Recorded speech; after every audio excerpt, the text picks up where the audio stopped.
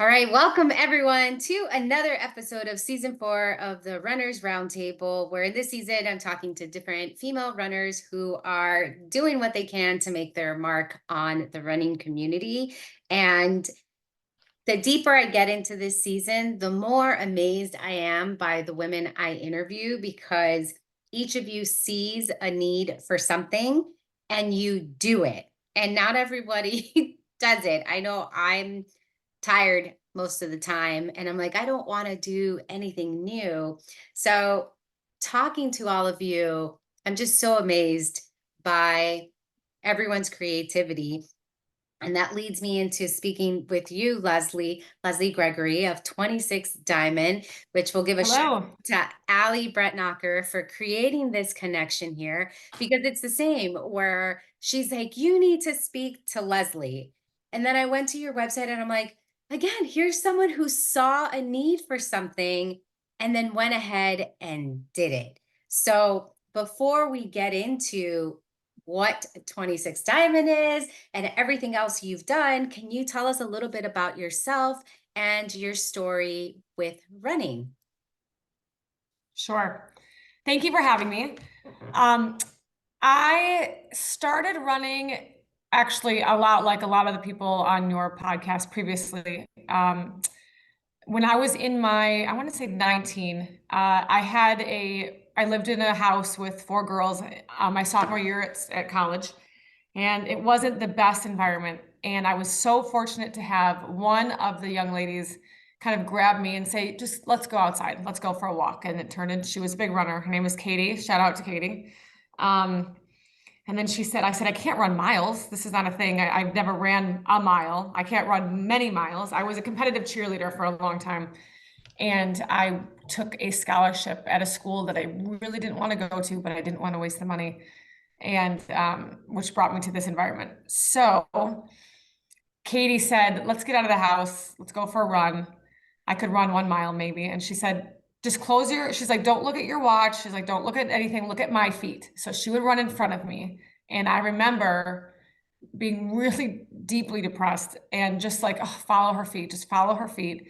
And she took me from 1 mile to 2 miles to 3 miles. And I remember that barrier. And I still tell my friends these days who are new to running, if you can get past 3 miles mentally, you can do it. You can do anything. And it's so true. And she got me past the 3 mile mark. And once I knew I could go farther, then I found the joy in running. It was a chore for a long time. And then it became a real joy where it didn't matter. I could run slow. And when I say run, let's be clear, I am jogging slowly. So I'm not running anywhere. I'm lightly jogging. But that's how I found running. And that was 20 years ago. And now I'm 41 and I run probably, and this is all for fun. I don't look like a runner. I'm running in sweatshirts and like, I just will grab a coat off the rack. I don't have the gear. I probably run about 4 to 5 miles a day. My favorite run is like the slight downhill for 6 miles that I have by my house. And I run everywhere. Running brings me a lot of joy. When I move to a new city, I run it. When I go on vacation, I run. It's really something that I have to do for myself. And it's brought a lot of healing and goodness to my life. Yeah, running is such a gift. Let me see. Can you see me right now? You're glitching a little bit. Okay, I hold. think we're. Yeah, let's give me a second, y'all. Let me see if I can.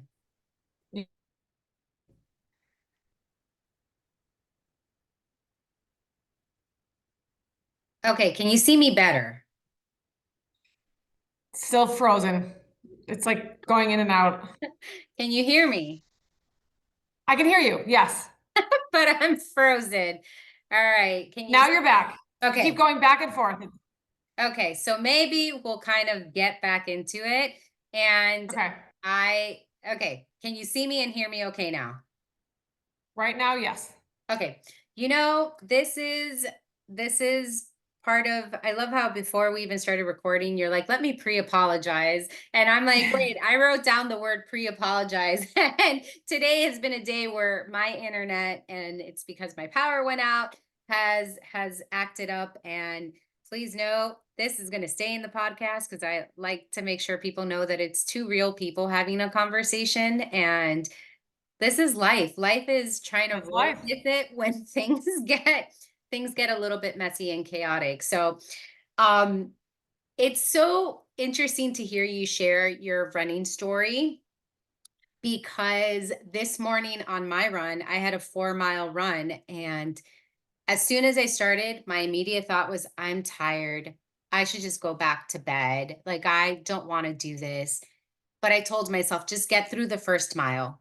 Get through the Mhm. first mile. And then at that point, you can decide whether you finish. Got through the first mile.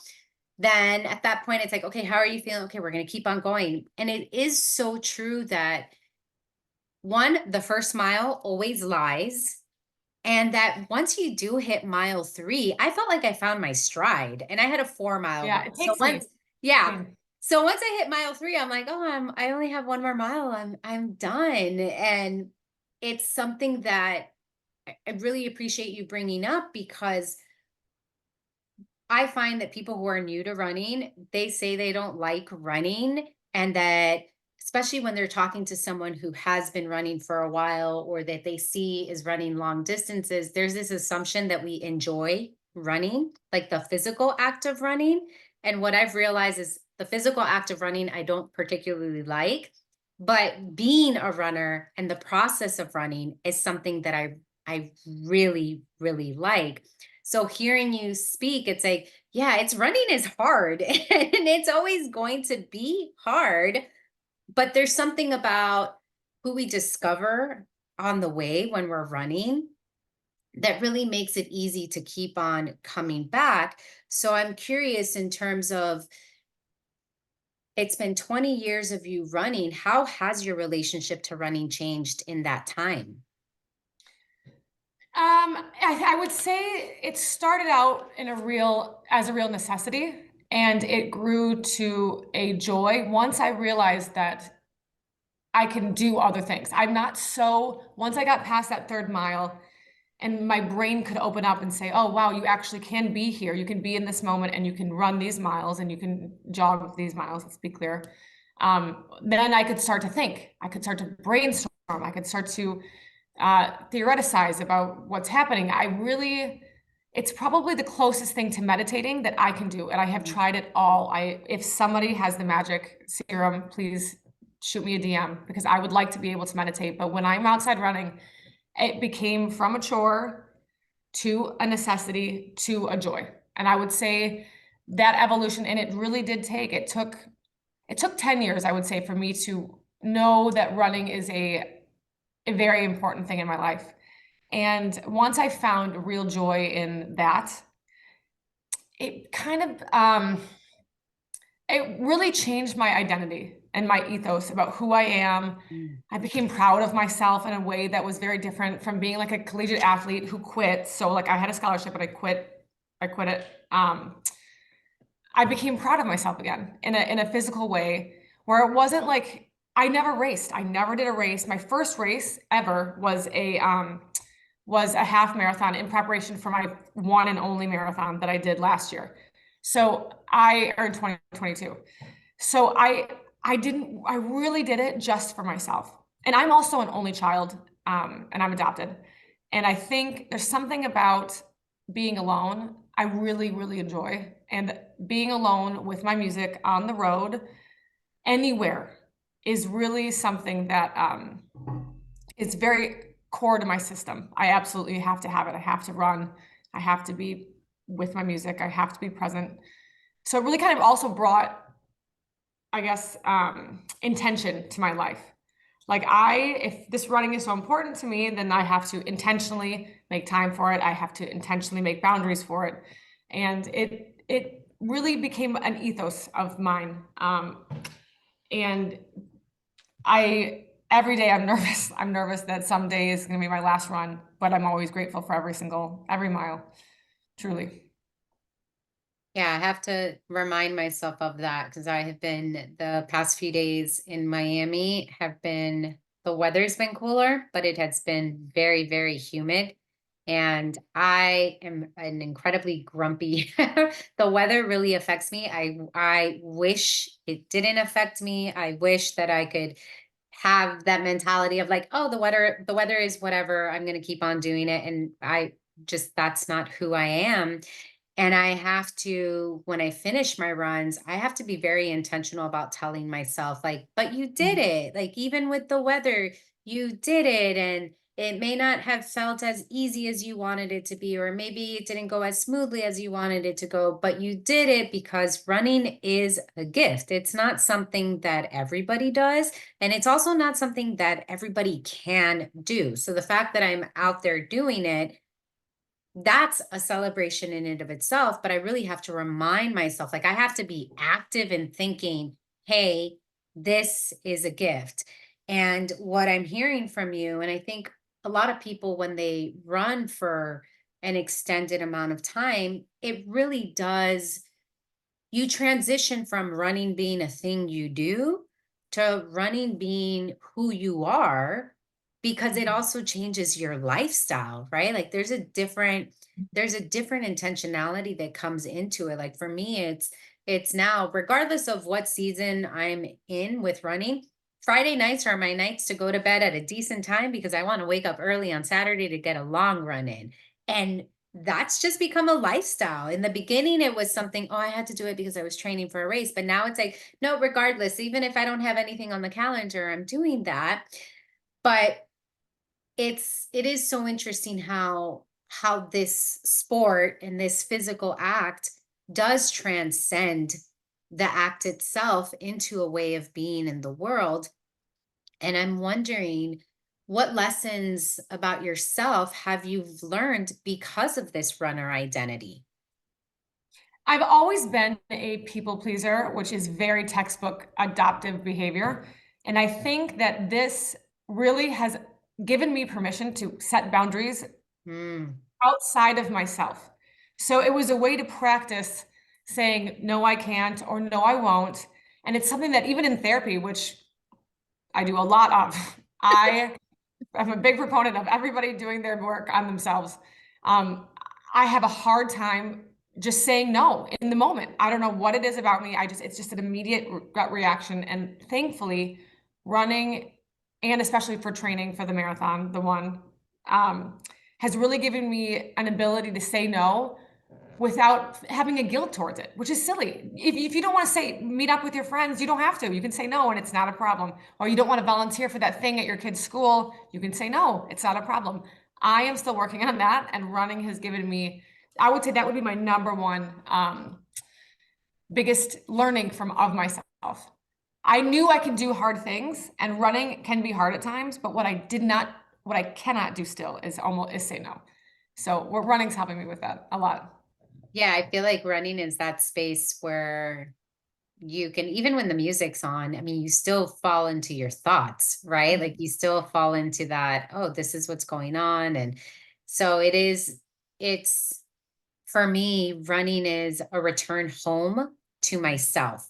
And there are days, many, many days, especially with my kids in the morning and getting them ready for school, where I'll have a run. And I'm like, if I can survive that, I can Mhm. definitely get my kids to school.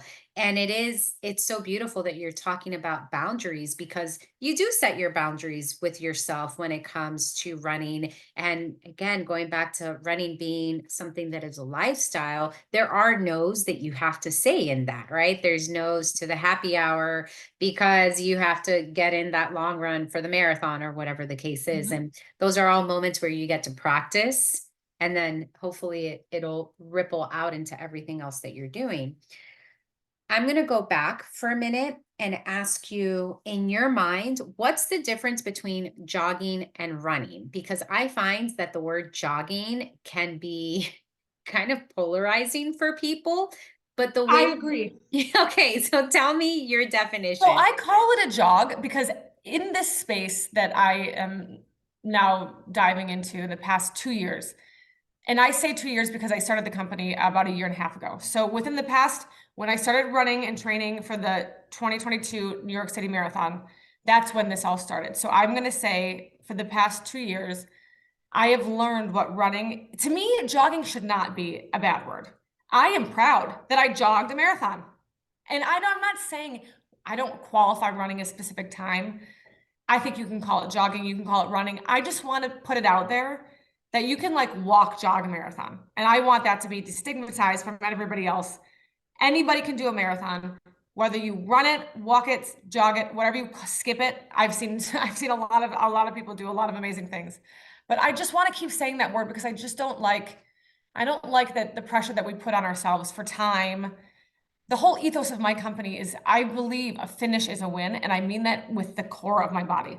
I am so proud, and I'm probably more touched by the people that stick it out who are doing like 6 hour, 7 hour marathons. That is incredible. I mean, I've never done, I have not done that. And watching the back of the pack, I know they call themselves that, but I think it's just so much, I don't know, more beautiful than the expression. Watching those last runners come in on those races is probably one of the most beautiful things I've ever witnessed. And so I just want to keep saying jog because I just want it to be acceptable for any of us to finish any finish line at any pace, whatever you want to call it. Yeah, that's why I asked, because it is I find that words are very helpful, right? Like words are very helpful, but then at the same time, words can be incredibly limiting. And I see it all the time where people are like, "Oh, but I can't run straight."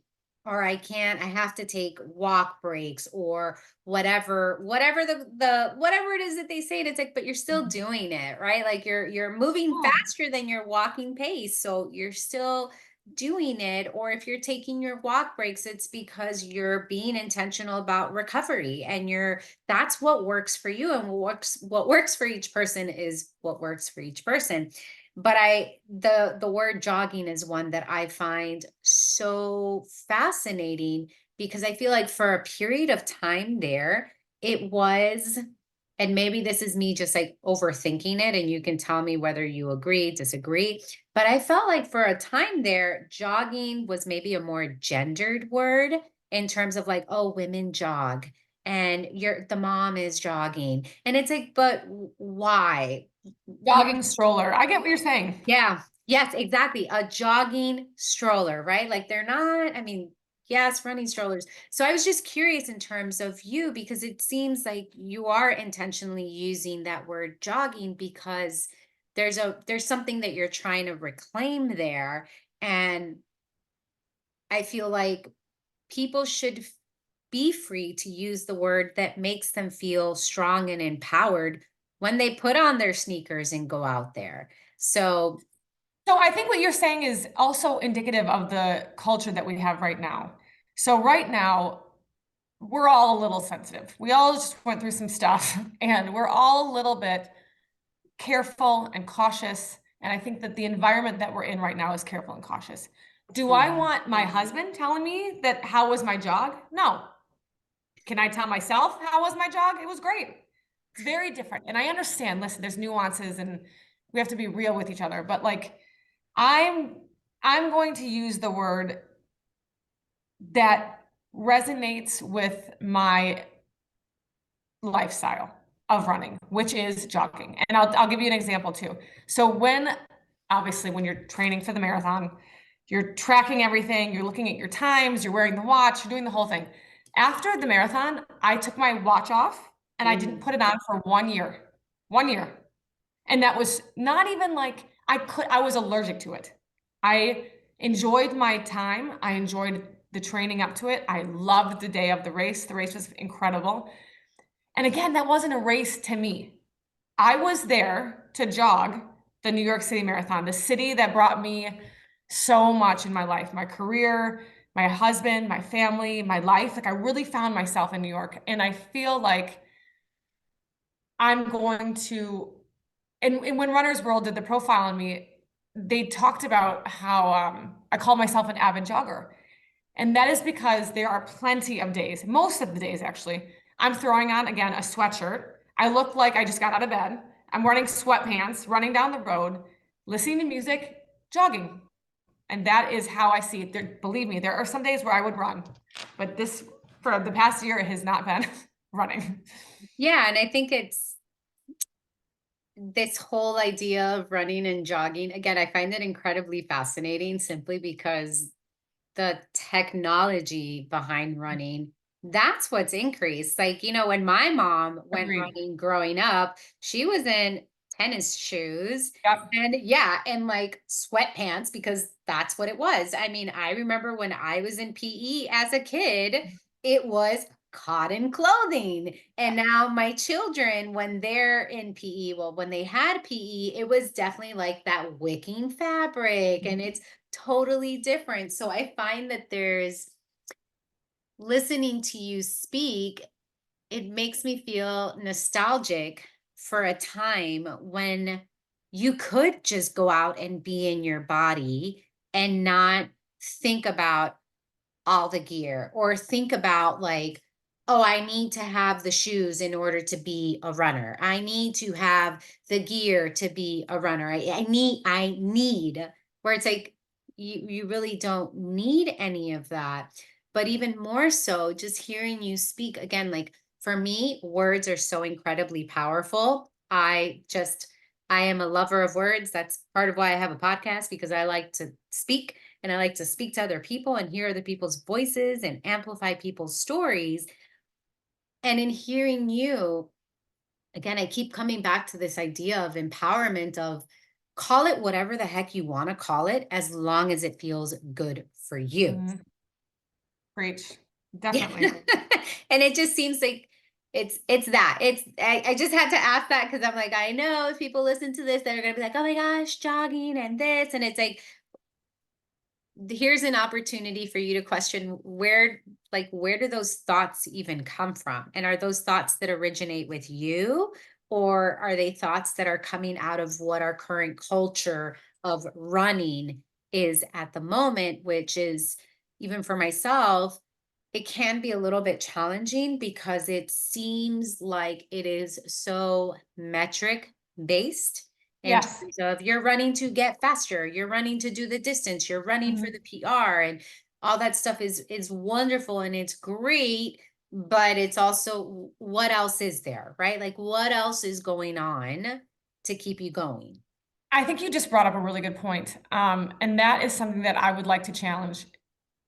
I believe, because I've done it for a year now since post training, I believe that there is a place in this world with sweatpants and headphones and no watch and no one's around and we can just really enjoy it. And I think that all of us get into it that way. I don't think that I think it evolves. And I'm not, listen, God bless anybody who's going for a PR on anything ever. I think that's incredible. And the fact that we as runners continue to chase our dreams, to chase our goals, and to get faster and better and stronger, that's only beneficial. So I have nothing against that at all. But I just want to reclaim once a month, even just go outside and be, like you said, in your body and not do anything for any reason except remembering how awesome it was to run down the West Side Highway for the first time. And like I remember I used to bring and I guess that's why I am a jogger. I'm a jogger. I'm a jogger to through and through.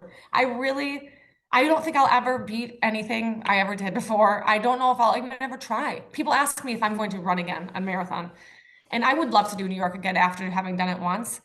But again, and I think everybody is this is also the difference between a jogger and an athlete. Anybody who's chasing a PR of any kind is an athlete in my book. You're all athletes. I am just finishing. I'm just there to be present in the moment. And I am not going to set any records and I'm not going to do anything. My first marathon was at 40. I mean, like my expectations are very different, but it really is to be present and to be in the moment. But I could tell I had to take that watch off to be able to reclaim what running was for me post training. It's exhausting training.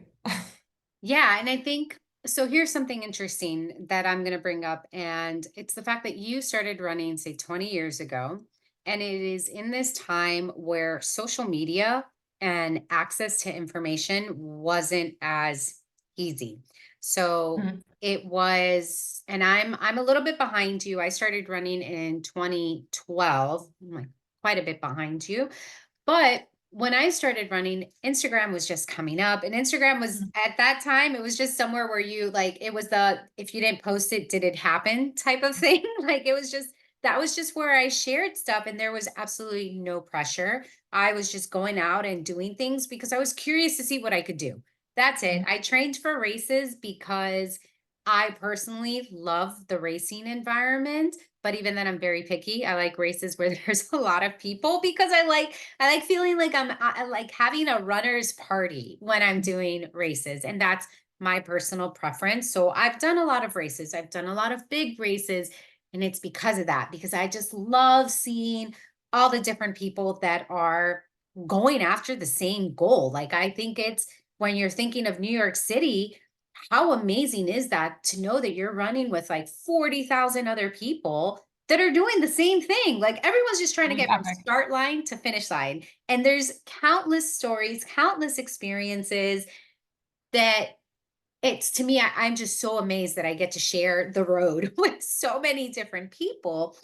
But it went from being amazed to, oh, I think everyone says that to be a runner you have to get faster, and to be a runner you have to Mhm. do these races. And I spent some time trying to be that runner, someone else's definition of runner, and it just wasn't satisfying for me. I've told this story multiple times because it was so pivotal for me, but the day when I realized that I was chasing someone else's goal and not my own was a day where freedom was unlocked in me. Mhm. And I have been for years now, at this point, for years, trying to reclaim that sense of joy, that sense of just awe as to what my body could do, awe that I can show up.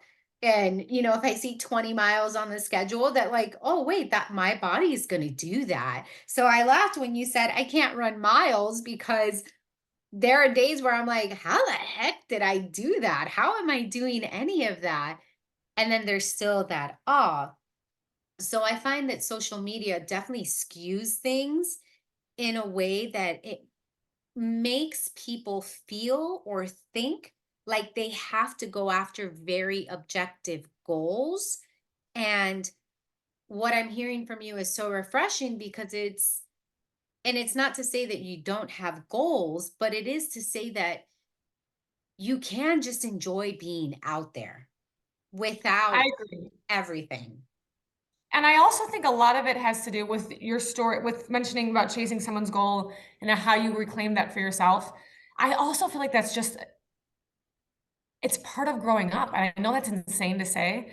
I am 41 and I am working on all my business. And I will tell you that just in the past 5 years have I learned boundaries, like the past 5 years, learned how to set boundaries for myself, learned what actually makes me happy, learned how to be a mother, a human, a wife, a daughter. I'm learning all this now. I mean, this is all just happening. So I feel like it's crazy.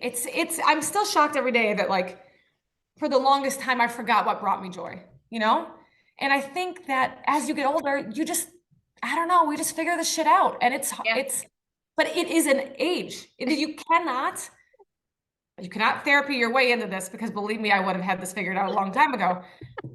I had to be 41 and go through the life that I went through and the things that I was challenged with to be here now, to speak to you, to tell you that I'm confident in the way that I jog.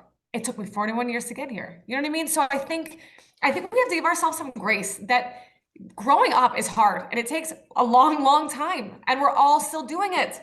And we should be fine with that. Like I just realized I don't have to be on the PTA. I don't want to. I've never wanted to ever. And I said yes. And I don't, I just everybody Okay. like You're I making me so happy right now because I am turning 40 this year, right? And I just had this, what I keep coming back to is that as I'm getting older, I want to feel younger. And what I mean by that is like, I want to get back to like being a child that just was in pursuit of fun, right? Like that was just Yes. like that's so I'm like, how ironic is that our life kind of goes back and forth where when you're a child, you're having fun, but then something clicks and you're like, oh, I want to be an adult. And then you become an adult and you're in the grind. And at some point, and I'd say for me, it definitely has been the last probably 2 to 3 years as well, where it's like, it's been like, I just want to live by the mantra of like, fuck it. Like, I just don't Yep. want to care. And obviously care, but this is stuff that's been very much so percolating in my mind the past few weeks of I want to care about the things that I care about. And then I just don't want to care about anything else. Like, don't want to Bingo. care about. And I'm like, oh, that's like, and having children really helps illuminate that because I see my daughters where they just really care about themselves. Like they want to do the things that they want to do. And yes, they do their schoolwork. Like all of us have to do things we don't want to do, but we Right. have to do. But for the most part, for them, they're in pursuit of the things that make them happy. And I'm like, great, here I am almost turning 40, and I want to like mentally, not emotionally, like I want the same maturity that I have, but I'm like, Yeah. I want to get back to that mental space of being that 10-year-old. So, funny story is that I have all this going on. And yesterday, my in-laws were able to pick up my youngest daughter from school. They were bringing her home. So I had some time and I'm like, okay, I really, really, really want to take a belly dancing class. Like that's just, I did it in college. And this is something that this year I'm like, I want to get back to those things that like I wanted to do before, but I didn't have time. I couldn't. So I go onto YouTube and I search belly dancing class. it I love pops this. up. It pops up. I find a 30-minute class. I start playing it. So I'm in the family room, like trying to follow along. And 10 minutes into this class, in walks in my daughter and my in-laws. And I'm like, this is just ridiculous. Like, they're going to be like, why did we pick up your child when you're at home doing belly dancing? And I'm like, I don't care. I'm having No, fun. I And love this. so my daughter, I forget what she said, but it was something like she was laughing at me and she was basically like, "Mommy, you're so silly." And I'm like, "Yes, that was the goal. Yes. The goal was to try that." So everything you're saying is resonating so deeply with me because I do find that the older I get, and again with this milestone birthday of 40 coming up, it's that I want to be in that headspace of just not caring, of having those boundaries in place. And there is this one, it's Prentice, I can't remember the last name, but it's this quote, I'm going to butcher it, but it's essentially that a boundary is what allows me to love you and myself simultaneously. That's And beautiful. I absolutely love that. I have it saved on my phone. I look at it every now and then when I'm like, okay, why is this feeling so hard? And it's like, oh, because it's a boundary. Like, why does this conversation feel hard or why, whatever. So I find that the older I get, again, it's more of like, how can I have better boundaries but also just not care about things that Mhm. I don't care about, which, like what you said, PTA. Oh my gosh, I don't know if you're probably the same as me, where I went through years of feeling so guilty because I wasn't more involved in school stuff. And it's like, I just don't like that. Like, that's not the mom I am, and that's not who I want to be. And it's totally okay. So I just I had to share all that because hearing you speak is everything that you've said so far for me has just been like a permission to take the words that matter for you and embody them, take the life that you want to live and seek it out. And also that you don't have to have it all figured out right now, right? Like, Just found my, I had my career. I was very lucky. I worked in corporate fashion for a long time in New York. But just only now, a year and a half ago, did I find the combination of every little thing that I want to do, and it became a company. only last year.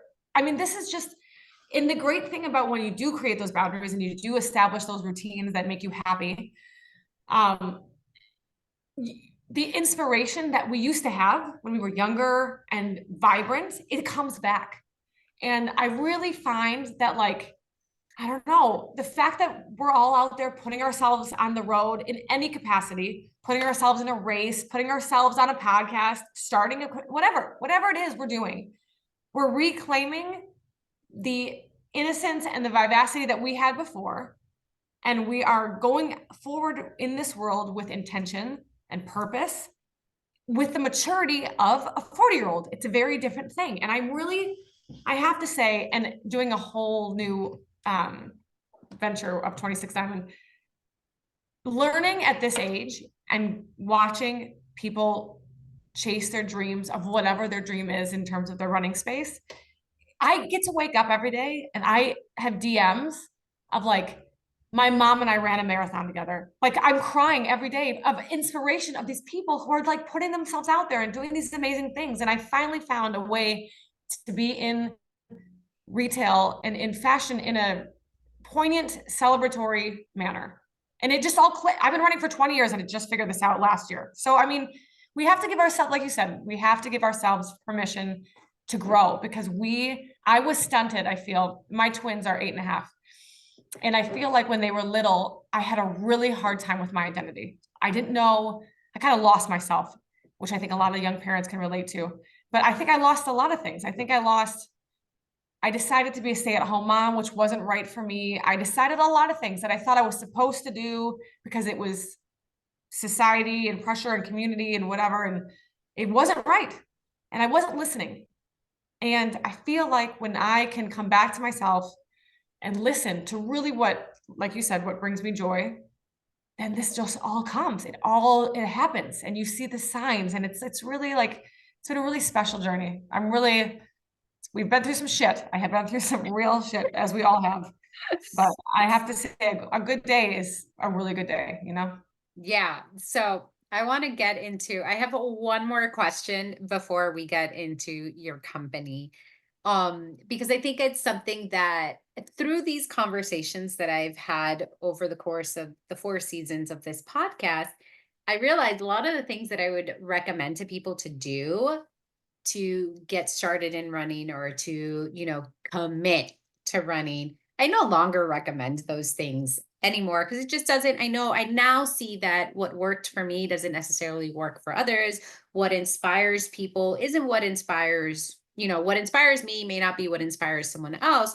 So with that said, I'm really curious how and why you went from running for so long without participating in a race, you ended up participating in a race. Like, what happened in your life that you said, all right, let me train for the New York City Marathon, and in that, let me run a half marathon? Because I see a lot of people all the time who run. And for me, it's honestly like it can get really challenging to understand, like, wait, you run, but you don't participate in races, because of what I shared. My races are like parties to me. Like, that is a runner party. So what was going on in your life at that point that you said, hey, now's a good time to do this thing called New York City Marathon? So I'd lived in New York from when I was 22 to the age of 32. I'm sorry, that was slow. So I was in New York, and I actually lived on First Avenue, where right over the Queensboro Bridge, where the race goes. So I would always, like, I'd be on my, fire escape and I'd like smoke cigarettes, and I would look at the runners and on marathon day, and I'm like, this is just, never in a million years was I like, I'm gonna do that. I was just like, this is incredible. These people are incredible. I'm just cheering on, crying, laughing. I mean, it's just, race day in New York is a very special thing. And I would see it every year. And I was like, finally, one time I was like, I think somebody maybe had a conversation when I was mid-20s. And they were like, oh, you should run the marathon. Because I would bring my running stuff to work. I used to work on the Lower West Side in the meatpacking district. And I would like run home to my Upper East Side apartment and I would change. So I was like in this fashion building, everybody's all, done up. And then they would leave the office and I would leave in my running clothes because I would leave all my stuff in the office and run home. So somebody mentioned to me, you should do it. I didn't realize that regular people could run a marathon. Never in a million years. So I started putting my name, I swear, I was like, these are just the ultra athletes of the planet. I don't know. So I started putting my name in the lottery. And I think I applied between 5 and 7 times and I never got in. And so we moved to Connecticut. I had babies. We moved to Connecticut. And I was like, you know what? A couple years, I like kind of lost myself and I was just running for myself again. And I really forgot about the marathon. I wasn't thinking about it that much. And then I'm sitting on my son's bed and I'm like, I'm turning 40. So it's very much a lifestyle situation. I was like, you know what? This is my last year. I'm going to apply. I'm going to apply one more time. And if not, maybe I'll do a charity reason. But I felt it was important to see if I was destined to run this race. If after 7 times I did not get in, maybe it's not for me. Maybe I'm not supposed to run a marathon. And I remember sitting on my son's bed and we're about to read a book and I get the email, congratulations, you got in. And I was like, oh my God, I have to run a marathon now. Like this is, I never in a million years, I thought I was just not gonna get in again. So then I was like, shit, I got to do this. And it was so exciting. And it still is so exciting when I go back to thinking about it. It is one of the most incredible days of my adult life, actually of my life, I can say truly. And so to your question in that, because I had never even done a 5K, I was like, I better run something. So I know what a race is like just so I know the logistics of how this works. I had zero, I also like to be alone. I'm a loner. That's my jam. So I go to this local half marathon a couple months before the marathon. And I had no idea, like, how was I going to feel? How was I going to respond to the course? Like, I didn't know if I was going to speed up, if I was going to have the problem about, being fast out the gate. So I really was just testing it. That was just a test to see how I would respond in like a race mentality. I forgot how competitive I am. And I was very proud of my finish, but it was also like, okay, I don't ever want to do a race here anymore. I want the real thing. So it was very much like around this beautiful ocean and blah, blah, blah. Who cares? But it was the first taste of what it feels like to run with people again. Because I don't have a running club here. And I really would like that to happen, but I can't figure it out. It's hard for me to transition out of my sweatpants. I love the communities that I'm seeing online and all of these amazing clubs that really support each other. I just haven't found mine yet, and I would love to. But so it was really my first time just running with people again, and it's been 20 years. That's I'm just envisioning you starting the sweatpants run club there and It's coming to your town near you. coming here, not to Miami though, because it's too hot here. It's not, oh no. It's a struggle. But I really that's so funny because I had a similar with the marathon when I first started running. Again, I started running with a group of people and it was just such a fun process to run with people. I signed up for races because I really liked the environment. And then it got to a point where people kept asking me, well, when are you going to run a marathon? When are you going to run a marathon? And I would tell them, I don't even like to drive 26.2 miles. I'm not going to do it in my body. But I did a similar approach where I entered the Chicago Marathon lottery. And I said, well, if the universe wants me to do it, then I'll do it. And sure enough, I got in. And that kickstarted a very, very chaotic relationship with the marathon distance where I love the process, but there's so much pressure on this one day, like as if one day reflects an entirety of a person's running life. And that's my space right now is that, okay, how can I just celebrate these events, but also know like it's one day that's a part of a greater running story. So I appreciate that. And I know there's going to be people, if you've listened and you've put your hat, you've put your name in for New York City and you haven't gotten it, just know that eventually you'll get it. You kind of have to keep going. But Going. it seems like New York City Marathon was this event that was really pivotal for you because it's not only your first marathon, first race in the marathon distance, but it also was the birth of your current company. And how did that all come together? It's really a very basic story, but it does go back to what we talked about, which is when you're in a place of boundaries and acceptance, then the inspiration comes. And that's exactly what it was. I was on one of the, I don't know, 110-mile runs where it's the run when 10 miles is easy. Like to me now, I could not run 10 miles, not at all. But I remember thinking, oh, it's an easy day, 10 miles. I was like, this is crazy town. We've all lost our minds. So I'm on one of these runs and it's looking like I might actually be able to do this, right? So I like downloaded some free Excel sheet online. And I was like, I'll just do this plan. I'll just pick one and do it. And I did it. And I'm like, I'm pretty good about following directions. So that's kind of, I was like, okay, 3 days, 5 days, whatever you say, I'll do it. So I take this plan and I'm starting to taper a little bit. My long run was, I want to say 22 miles. So everybody asks like, what was your longest before the marathon? And I was like 22-ish. I don't know.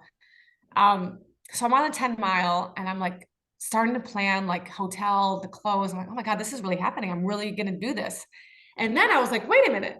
What am I going to buy myself to celebrate that I ran the marathon?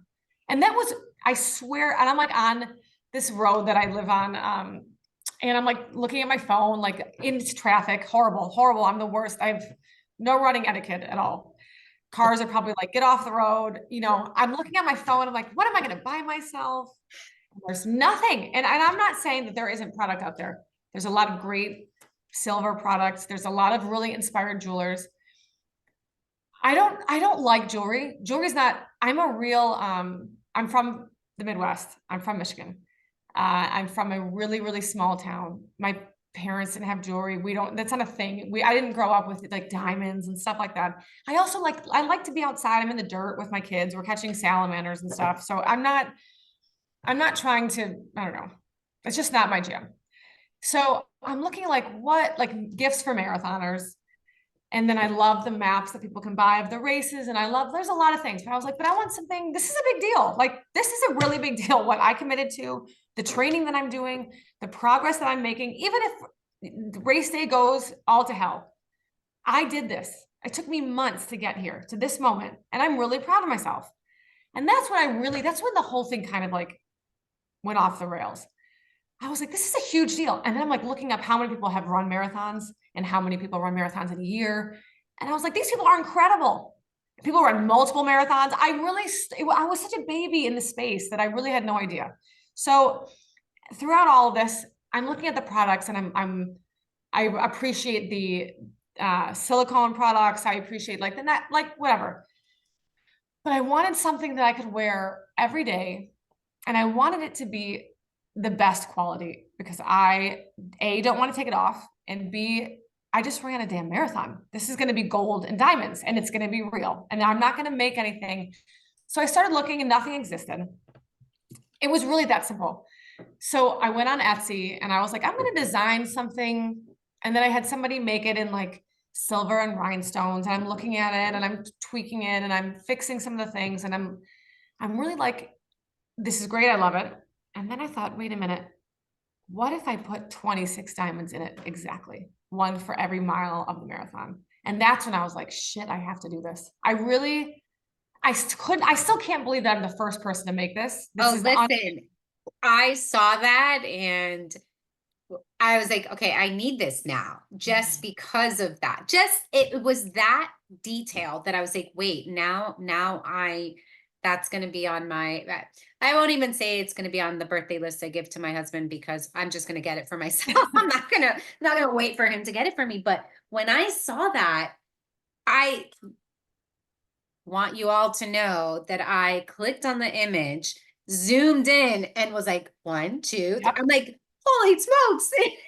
It is. And that to me was just such a level of just I don't even know, level of care, level of creativity. But it was one of those where I was like, shit, she did it. Like that is for real. So you go through, you think of that, you have someone essentially make a prototype for you. Yep.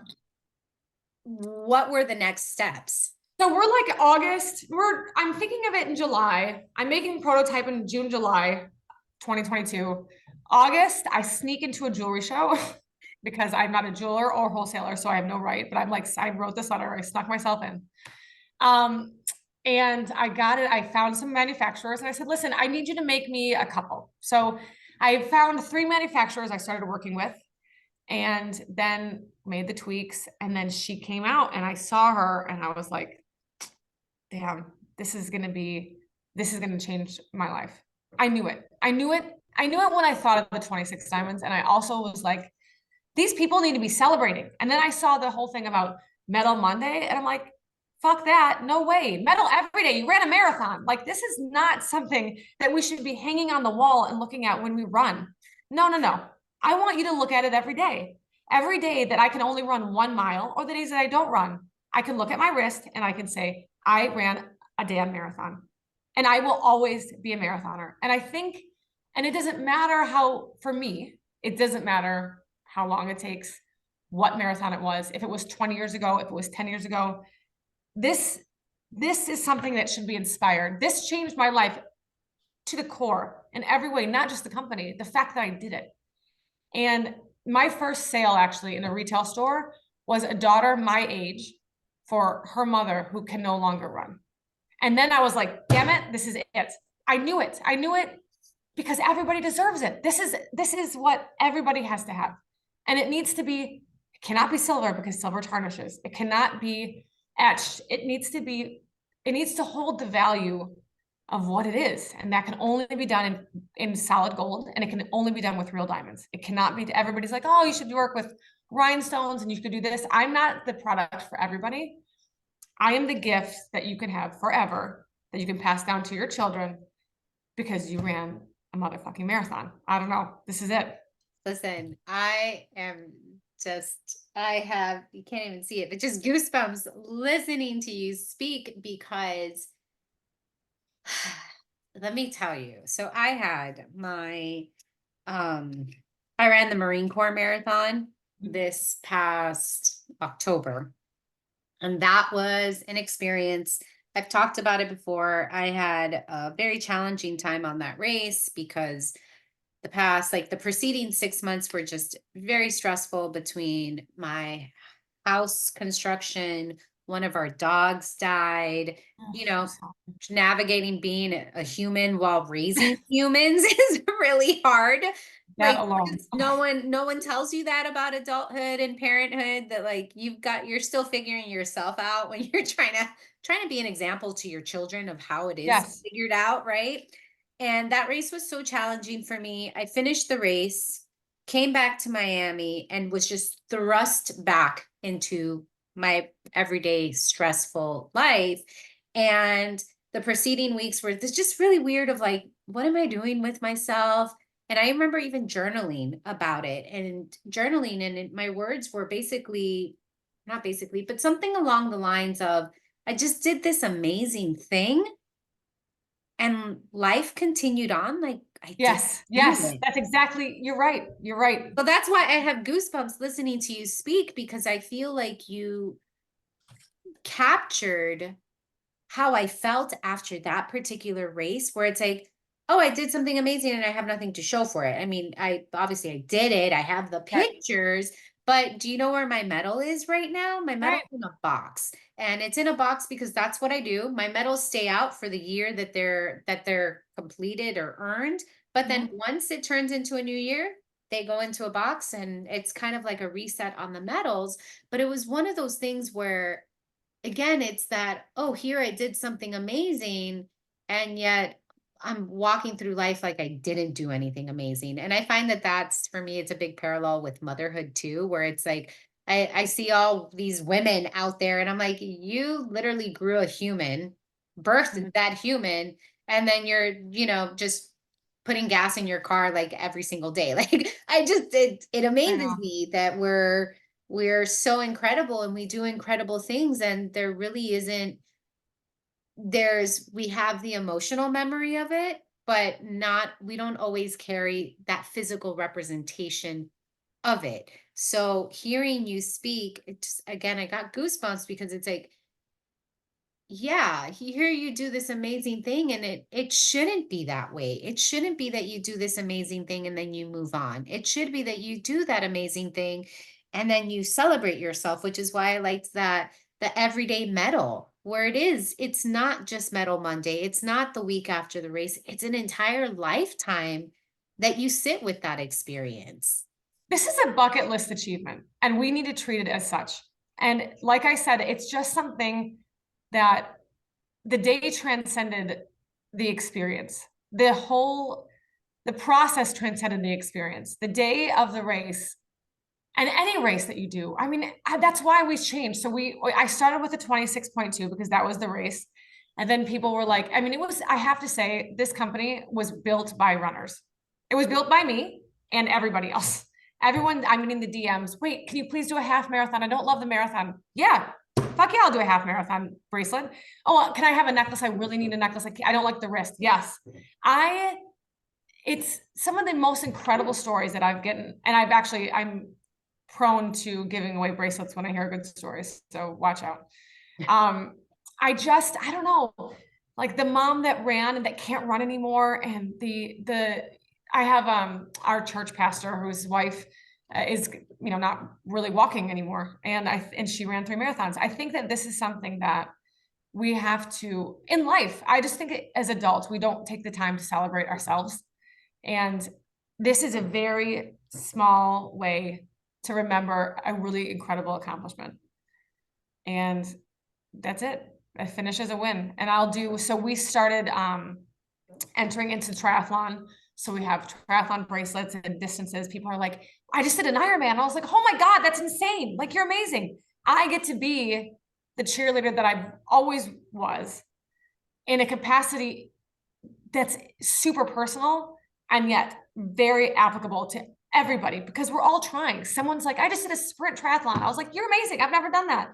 These are things that we keep putting ourselves out there in the universe to try and achieve the goals that we have. And we keep going and we keep doing it. And this is amazing. And we are amazing. And I'm sorry, like my parents aren't, God bless you, mom and dad, but they're not out running marathons. So if your mom ran a marathon, that's a huge deal. I mean, these are like, this women in sports in general. That's a whole separate conversation. But I think I'm really proud of anybody who shows up for themselves over and over and over again. And we all deserve to celebrate. Yeah, I mean, it's funny because my daughters have only really known me as a runner. And it's amazing how for them, it's just another race. Like even coming from them, where it's like we went to London last year because I ran the London Marathon and I really wanted to take my entire family. I'm like, let's all go. Like, this is a Yeah. big deal. Yeah, And it it's is. I run the marathon. And it's again, it's kind of to what we're talking about. It's like I ran the marathon. I was so proud, but it was like, oh, but they just still see me as mom. Like I'm just Yeah. like the mom. And I really do hope that as they grow up and they look back on their childhood, that they do look back on that with like, wait a minute, mom did this hard thing of running marathons while raising us. Like, that's amazing because I find that it's so easy to, especially when running becomes such a big part of your identity. Yes. It's so easy for running to just be like, okay, well, I have to do it. It's the thing that I do, Yep. that we do forget to celebrate ourselves, that we do forget to celebrate, honestly, how hard it is to make running fit in your life. The majority of people do not run professionally. We are all Yes. amateurs. We're all doing this for fun. We're all carving time into very busy lives in order to do the running. And yet I say for myself, where I do these amazing things, and it isn't until I either stop to think about it or I have conversations with someone like you where I'm like, wait a minute, that actually was a big deal. Like when Yeah, I it's a stop big to think deal. about it, not everybody's doing this. I mean, I don't come from a family of runners at all. Like, don't. My mom, I can recall her running maybe a handful of times when I was younger, and it was all because she wanted to lose weight. And it was Mhm. that's what she did in order to do that. And here I am, I'm running for fun. And I'm making the choice. I'm making lots of lifestyle choices in order to make sure that I can continue running, that I can do so in a way that makes me happy, or just like, man, listen, for me, there's my daughter, my youngest daughter now, she does volleyball and she's part of a club, and she practices 3 nights a week. And it's from, I think every night, we're not getting home until after 9 o'clock. And let me tell you, most of the time, That's I right. really want a beer. Like, I just want to have a beer, Yeah. but I don't, because I know if I have a beer at that time and then I have to wake up the next morning at 4:30 a.m. to get a 5:30 like to start at 5:30, my stomach is going to be in Yeah. shambles. So I'm like, Yeah. those are those things where it's like, wait a minute, hi, like, yes, like, okay, Steph, you are doing all these things. So I really just, when we're in the running space, we do forget how remarkable it is to do the things that we do. Agreed. Agreed. And it's just amazing. So I wanted to ask you something because I saw it mentioned. What does it mean to you to make legacy pieces? That's a very heavy question in a good way. I think I didn't realize that it was, to be fair, in the beginning, because it was for me. It was to celebrate me and my achievements. And then I heard the first sale from the store owner. And then I said, wow, this is going to be something much bigger. I am,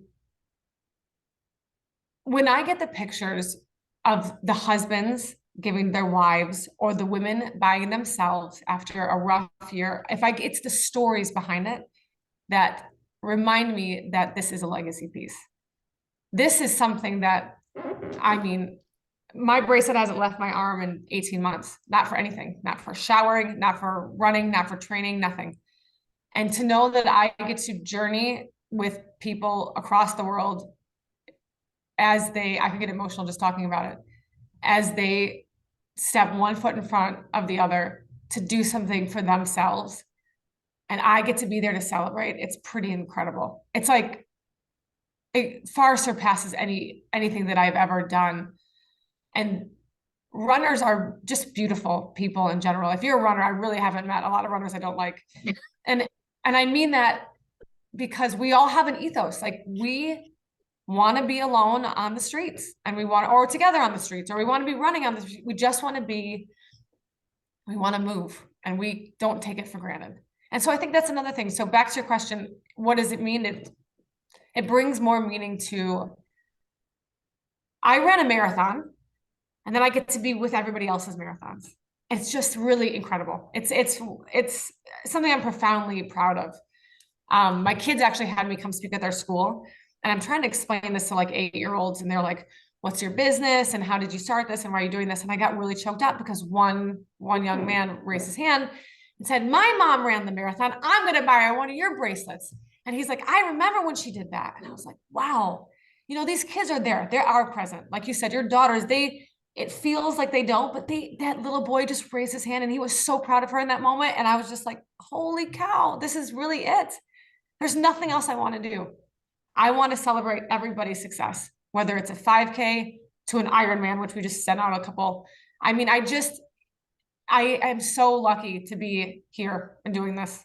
And I'm so grateful that people see the value, because I'm not going to make something that's not, my name is on these pieces now, my story and my experience. So I take pride in wrapping every single one myself, and I ship them all out myself.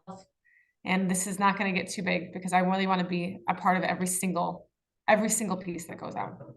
Part of me is there. Yeah, I mean,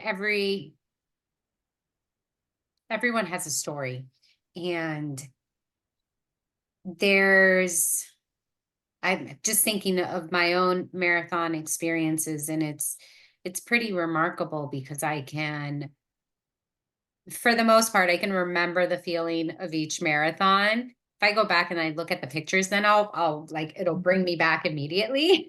There are some that I don't want to remember, but it really is, there's a story that goes with each of them. Mhm. And I find that marathoning for me personally is the hardest thing I can do because there's no guarantee that it's gonna be, a good experience. There's Right. a Oh, high, completely. yeah, there's a high likelihood that there's gonna be some heartbreak involved, that there's gonna be a lot of self-doubt. Like there's gonna be a lot happening between, in my mind across 26.2 miles. There is a lot that I've had to overcome in a training cycle to even build the confidence to think Yes. that I can do it. Yep. So it's not, again, I share this because it's so easy to forget how remarkable it is when we are surrounded by people who are all doing the same thing, right? Like my Yes. social media feed, and I've tried really hard to kind of diversify it and make sure that I'm not just following runners on social media, because if I'm only following runners, I'm thinking everybody's running a marathon. I'm thinking That's everybody's true. doing a That's a very race. good point. And it's like, no, it's not. Like that's not what everyone's doing. And it takes me, honestly, stepping outside of my bubble, my runner bubble, to realize that is something amazing. Like that is something to celebrate. Even if it doesn't go how I want it to go, I still did the damn thing. And I just, to me, I feel like so many of us walk around without just celebrating ourselves. Like we walk around thinking like it's no big deal when it is a big deal. And your company is your company and you, right? Because as you said, every piece is touched by you. There's a little bit of you that goes out with every necklace, every bracelet, everything that is sold. There's a little bit of you. And it was your creativity that even made it possible, right? Like it was your creativity that turned an idea into a physical product that is then reaping out into this idea of a legacy of it's something greater than you because it's greater than me. It's greater than anyone who's listening to this. Is just so much more. And I feel like right now I'm just reflecting on all my marathons and I'm like, I'm so sad for the Steph that didn't allow herself to celebrate the races because they weren't what she thought they would be, when it's all worth celebrating. But I think that's probably a bigger a bigger issue within the running space of how do we celebrate ourselves beyond finish times and paces and splits and whatever the case is. So yeah, I mean, your messaging is all about is that whether you consider yourself a jogger or a runner, whether you jog 26.2 miles, run rock 26.2 miles, race 26.2 miles, run 26.2 miles, like you still did it. And there really is a lot to be said about having a more expansive view when it comes to creating space for others to feel comfortable to do something like a marathon. I want to pause you. I'm going to plug my computer in 1 second. Yeah.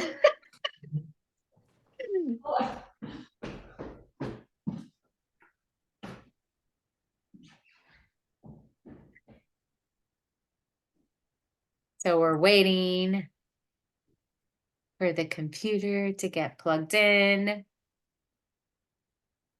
You can take this as an opportunity to go check out 26diamond.com or check them out on Instagram. I'll do the plugging here now while she gets her charger. because yeah, I'd say for me, it's really big. Where are those places and spaces where I haven't celebrated myself?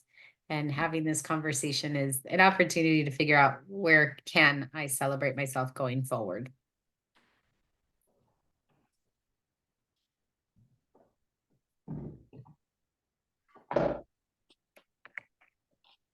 And we're back. And you're back. Okay, so I have a few more questions Yes. for you. How do you, what does growth mean to you as a business owner? You know, that's a really scary question. And I'll tell you why.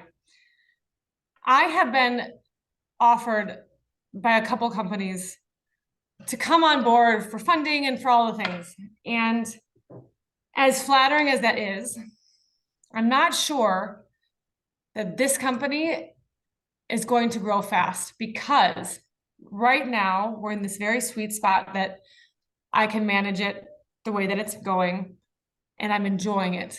And I don't know that if I can ever let go enough for this to be something enormous. To be fair, I don't know if I want it to. I don't know if it will mean the same or have the same magic if I blow this up. And I'm not saying that there is an opportunity to grow, and I definitely want to hire. I have a couple people that I would die to be on my team. Not there yet, but I think that this is going to be a slow growth because I want to keep the excitement. I want to still wrap every present, and I still want to hear every DM, and I want to get the messages myself. And I'm going to have a really hard time letting that go. And I think that if it gets, we're at a lot of orders, so we're probably 5x where I expected to be already. And so I'm going to need to relinquish that a little bit, but growth in this space right now, it's going to happen. But if it's up to me, it's going to be slow. And like I said, I think that the reason that this still brings me tears and brings me joy is because I'm still a part of it all. And I want to be. And if that means that orders might take a little bit longer, or people have to wait a little bit more, just so I can make sure that every bow that I tie, every gift that I send is right, then this company will stay a little startup for a long time. I'm okay with that. And I think that is very in line with how you approach running too, right? Where you're okay with it being Yep. a jog.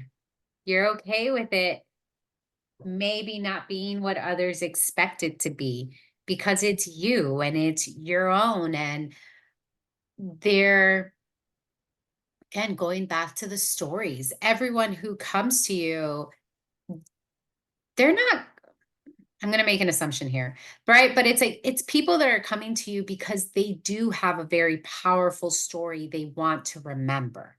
It's not because it's like, oh, okay, yeah. Oh, that looks cool. Let me just get it. No, it's probably because people saw this and said, either I know what I went through myself to get there, or I know what someone else went through to get there. So it's a powerful story is it's what's driving people to you. And I think it's almost like there's an integrity to you as the creator, as the person who is, I mean, through these pieces, you really are linking the experience from I lived it and it lives up here in my mind to here is this physical representation that is beyond a medal, beyond a race photo, that it's just greater. To me, it's just that, where it's like, this is something that's greater than, it's greater than a medal. It's greater than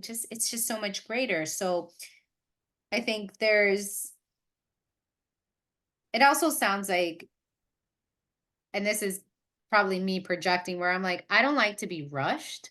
I don't like to be pushed. So it's like here, it's like, yeah, it sounds like you don't want to be rushed. Like when you're ready, you'll be ready to do whatever it is you're going to do. But for now, this is what's working for you. Um, so let's assume there is a woman who comes to you and who says, I really want to do this, but I don't think I have the body for it. I don't think I have no one in my family has ever done this. I don't think I can do this. What would you tell them when it comes to let's say again, we'll kind of go to the marathon distance of I really want to do this. It's been a bucket list, but I don't think I have a body that can do it, or I don't think I have the discipline to do it, or I don't have the support to do it, or whatever excuse they come to you with. What would you tell them? You don't. I'll be honest. You don't. You don't have it. You don't have the support lined up yet. You don't have the quote unquote runner's body that you see on Shape magazine. You're not going to have it all figured out right now. And I promise you that if you take one step, download one training plan, organize one babysitter, skip dinner one night, and the kids can have cereal, it's fine. If you just start, then you can finish. You're Yeah. not going to have it figured out. I had nothing figured out. I ran a marathon and I cannot tell you how I could have done it better because I don't know. I just know that I did it. And I was there and I didn't see my kids as much as I probably could have. And I didn't see my husband as much as I could have. I didn't see my friends as much as I could have. I didn't do the runs the right way. Nothing was planned. Nothing is good. Nothing's lined up. But that's it. You just got to start. Do I like being on podcasts? No, because I think I speak insanely horrible. But you just got to say yes. You just got to put one foot in front of the other. And you have to trust the process. Like if you envision yourself, if that's something that's really important to you, that first step, you're going to figure it out. You're going to make time. I don't know. I think that first step is as important as that crossing the finish line because it means that you're going to try. You're going to try something new that's really scary. And it was really, the whole time I was training for months, I was like, this cannot end in 26 miles. I just don't understand how that's possible. After I ran that half marathon, I was like, I have to run more than this more? That's not possible. You guys, the whole time I doubted myself, the entire time. I got to that start and I was like, whatever happens, happens. Here we go. But I promise you, to that woman or to that man or to anybody who wants to do something epic, just start. Yeah. I still feel that way whenever the doesn't matter how many races of any distance I've done. Whenever I get to the start line, I'm like, how am I supposed to do this? I don't understand. Okay, so for the person out there that they're running and they have an idea for a business, Mhm. but they need some words of wisdom or words of confidence to help them pursue that idea, what would you say to them? I would say, first, words of wisdom, I would realistically think about if you want to spend the time.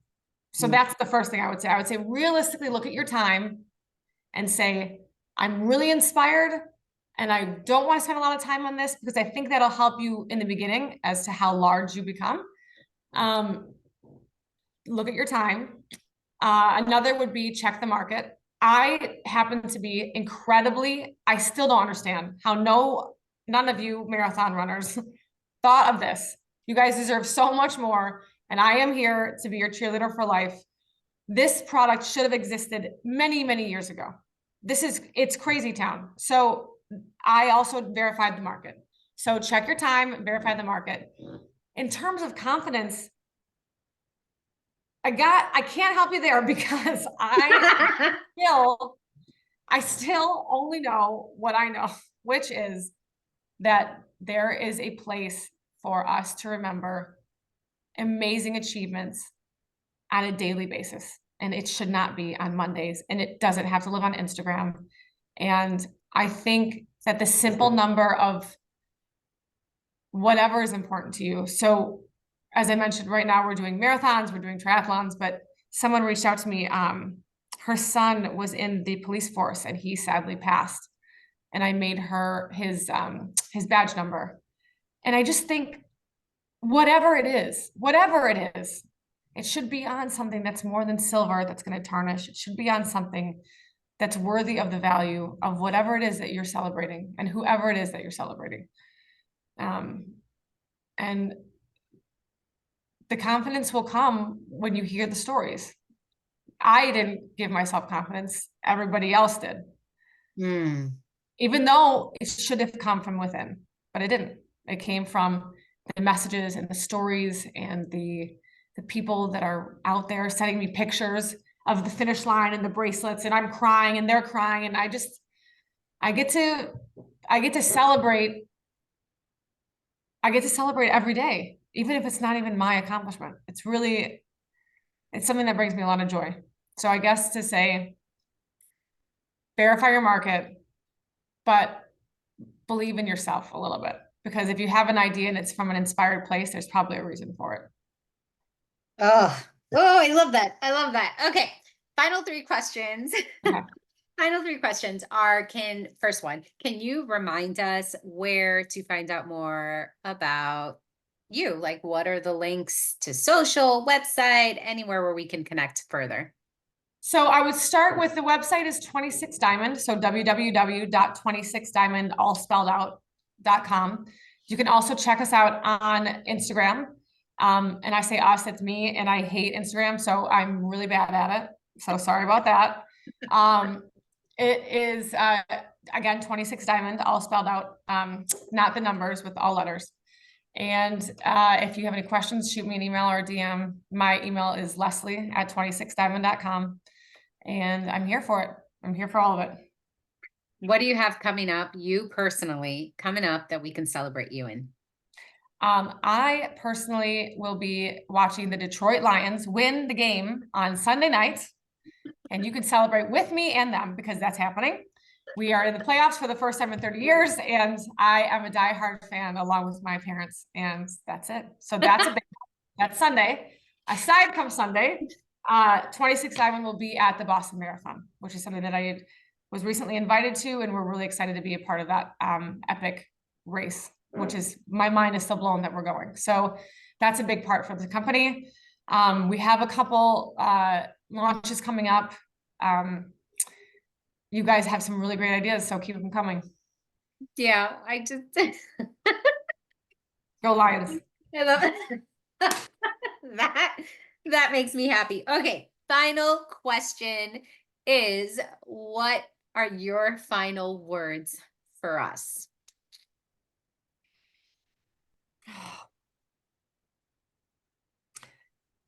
Thank you for listening, and keep showing up, because it really matters. It matters to the people in your life. It matters to you. And whatever means that is, just keep showing up. We got this.